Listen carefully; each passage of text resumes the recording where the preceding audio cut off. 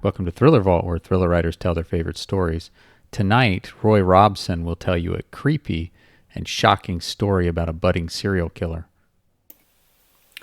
Virtually lost.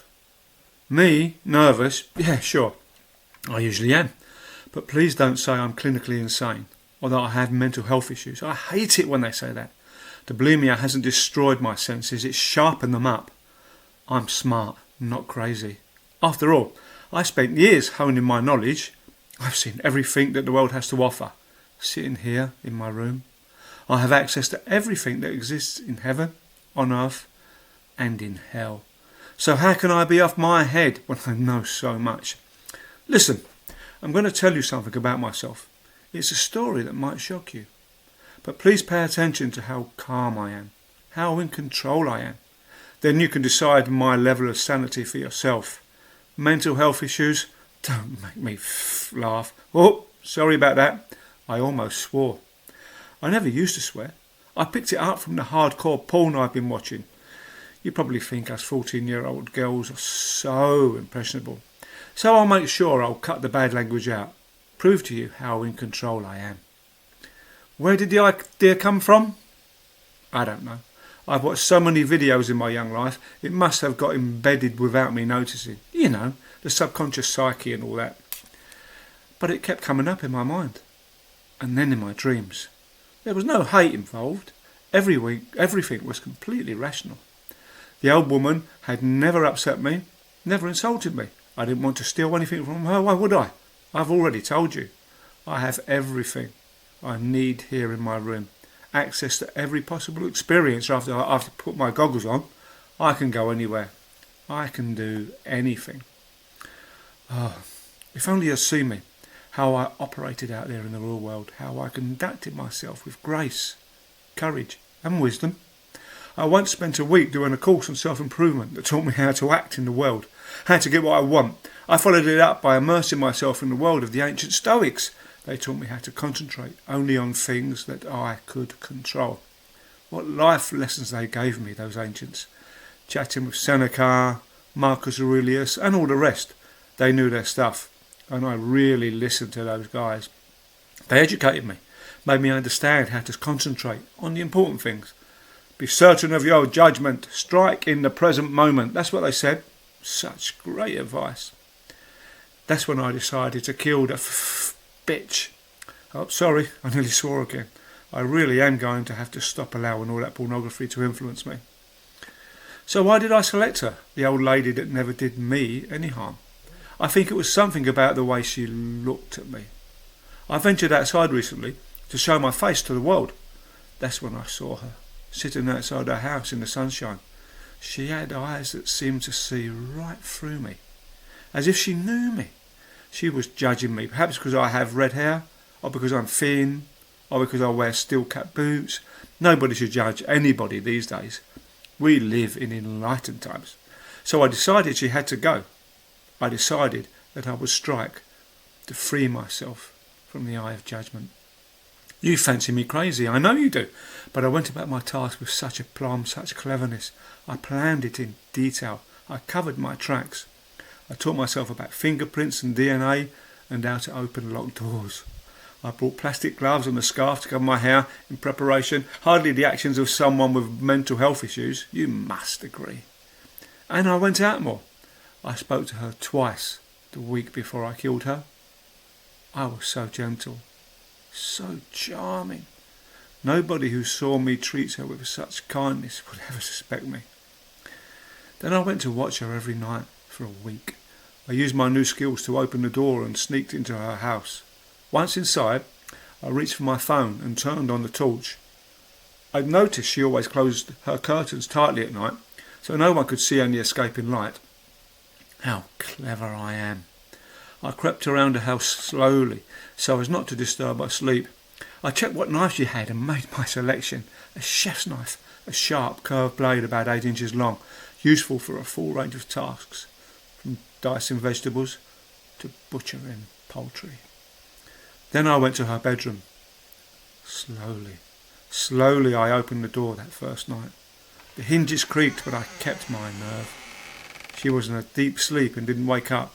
Even when I shone my phone upon that face of judgment, it was old and wrinkled with ugly, decaying crinkles where death lurked in the folds. I stood watching her in total silence, listening to the beating rhythm of her heart. How fragile she was. I felt an unsettling sense of awe and horror about what I was planning, and a mournful sigh escaped from my mouth. After that first night, I went to speak to her the following morning. Oh, the thrill to know I had some real power out there in the actual world. It was exhilarating. She knew nothing of me or what I'd done as I talked with her. That's when I discovered something amazing, something the virtual world hadn't taught me. The real world is more stimulating, more potent and more real than the world I live in. I felt more alive than I had when chatting with the ancient Stoics or placing myself as the central character in a porn movie. I wanted the feeling to last. So every night for a week I did the same thing. I entered her house. I crept up her stairs slowly, always so slowly, opened the door and then stood over her. I felt like a god. I have to tell you, I always stopped off in the kitchen to pick up my chosen knife, but I couldn't do it. I couldn't kill her. Maybe I was enjoying the power thrill of gazing on her judgmental face too much, or perhaps the old, real-world morality stayed my hand. So I just stood there. She wasn't ready. I wasn't ready. On the 8th night, fate forced my hand. I made a mistake when my finger slipped on the bedroom door handle and it sprang back with a thud. I heard her rustle in the bed as she sat up. The old woman cried out, "Who is there? Are you there?" Did she know it was me? Or had her old, disapproving brain remembered a lover from long ago, come back to make her his own? I don't know. I stood like a statue, not daring to move a muscle. But she didn't lie down. She just listened, wondering if the Grim Reaper had come to claim her. For 30 minutes she sat there, wondering. She must have felt the terror. I did. I loved the terror. It was so genuine. She knew something was there.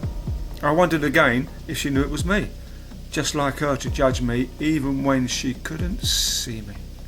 Or maybe she wondered if she'd heard a fox rummaging through a bin outside, or a stray cat hissing in the dark. Maybe the thought that it was just a howling wind went through her mind. I don't know. What I do know is that I was shaking with fear, and that I wanted the moment to last. I knew what I was feeling, and I remembered what the ancients taught me about seizing the moment. I understood my mission.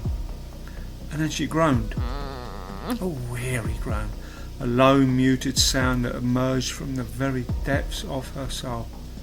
The groan, I now understand, that you only hear from someone when they know their race is run. Death's black shadow had come for her and enveloped her as she felt the presence of my being outside the door. I told you already that I've seen everything in hell. This was different. I wasn't watching hell unfold from a scene in a macabre virtual reality. I was hell. I pushed open the door. Oh, you should have seen me. It was the moment I had prepared for, the moment that would set me free from judgment. I had waited so long for this, the moment when I would step out of the virtual and truly take my place in the physical world. I held the knife above her helpless frame. Her final stare made me furious and chilled me to the core.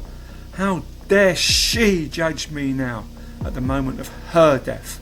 How dare she stare at me with pity in her eyes, when it is her who should be pitied?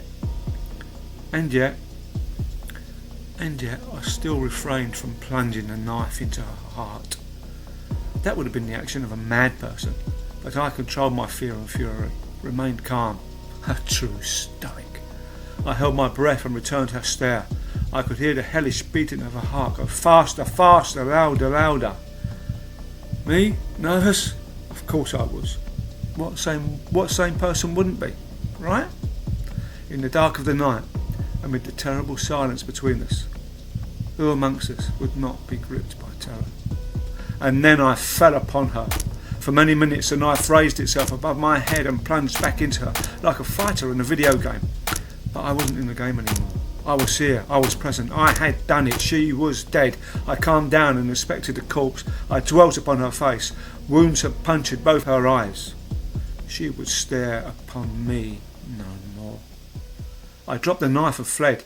When I got home, I felt light, happy, free, but I continued to show great presence of mind. I put my scarf and gloves in the plastic bag I had ready and placed it under my bed. Nobody would ever suspect me. No one would ever come to search my room. I cleansed myself with a shower and then fell into a deep sleep. It's been ages since I slept so well. 6 hours. I usually only have 2 because I spend most of the night watching videos. I only woke up because of all the commotion after someone found the body. I looked out of my bedroom window. It was a frenzied scene. Police cars and police officers everywhere. I felt in control. I had triumphed. That was a week ago. I don't feel so good now. The bitch has got back inside my mind. I hadn't expected this. I think about her all the time. The ancients told me I must learn to control my own thoughts, but I just can't keep her out of my head. And the bag under my bed, well, I do not go near it. When darkness comes, I can hear the bag rustling. I can feel her presence, her disapproval.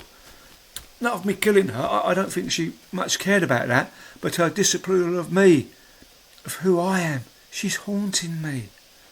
Last night was the worst. I tried to sleep with the pillow over my head in case she appeared. I was too terrified to look, but I knew she was there, staring at me through empty eye sockets, feeling the terror of her last moments and reflecting it back on me, listening to my heartbeat as she passed her final judgment. What's that? There are people knocking on the door. I better look. My mum's answered it. The police are coming to my house. They could never suspect me. I was too clever, too thorough. Must be routine questions. But they're coming upstairs. Why? They're opening my door. Now the bag under my bed, it's moving. Oh my God, she's in there. I can feel her. I can sense her hollowed out eyes watching me through the bag. Oh, officer, help me. Save me. I can hear her. Can you hear her? Can you hear her beating heart? The end. I hope you enjoyed the story. If so, please check out Roy Robson's work at royrobsonauthor.com. He writes gritty crime thrillers. If you sign up for his mailing list, he'll send you a free novel or maybe even 2. Thank you so much for watching and or listening to Thriller Vault. I hope to see you next Saturday for another thrilling story.